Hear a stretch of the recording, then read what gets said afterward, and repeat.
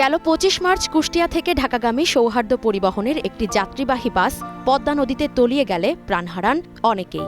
সেই ভয়াবহ স্মৃতি এখনও কাটেনি, অথচ দৌলদিয়া ঘাটের চিত্র পাল্টায়নি এতটুকুও।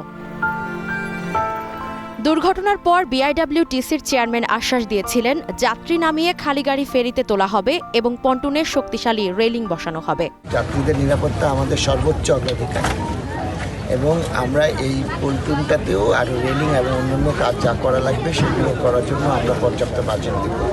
ভবিষ্যতে যাতে এই ধরনের কোনো ঘটনা না ঘটে সেই জন্য আমরা সর্বাত্মক প্রচেষ্টা করব। কিন্তু বাস্তবে তার কোনো প্রতিফলন নেই। রেলিংবিহীন অরক্ষিত পন্টুন আর খানাখন্দে ভরা সংযোগ সড়ক যেন প্রতিনিয়ত হাতছানি দিচ্ছে বড় কোনো দুর্ঘটনার। নেই কর্তৃপক্ষেরও কোনো তদারকি। এখানে দেখা যাচ্ছে গাড়িগুলো আসলে যদি যাত্রী নামাই দেয়, যে যাত্রীরা যাত্রীর মতো উঠলো হেঁটে, বাসগুলো বাসের মতো উঠলো, এটাই সব থেকে বেশি ভালো। এর আগে স্যার দুর্ঘটনা হয়েছে, যাত্রীরা নামায় না সহজে। যাত্রীদের আমরা আগের থেকে রিকোয়েস্ট করছি, তারা না নামলে আমরা কি করতে পারি বলেন? উপর থেকে বলে দেন নামবার জন্য, আমরা যদি না নামেন তাহলে আমরা তো সেটাও আমরা বুঝবে। যার যার নিরাপদ সে যদি না বুঝে তাহলে তো আর কেউ বুঝাই দিতে পারে না। এ বিষয়ে দায়িত্বরত কর্মকর্তারও নেই কোনো মন্তব্য। না এগুলো আমার বলার কাম আমরা বলি ভাই। কর্তৃপক্ষের দাবি কাগজে কলমে সীমাবদ্ধ থাকলেও বাস্তবে নজরদারির অভাব স্পষ্ট।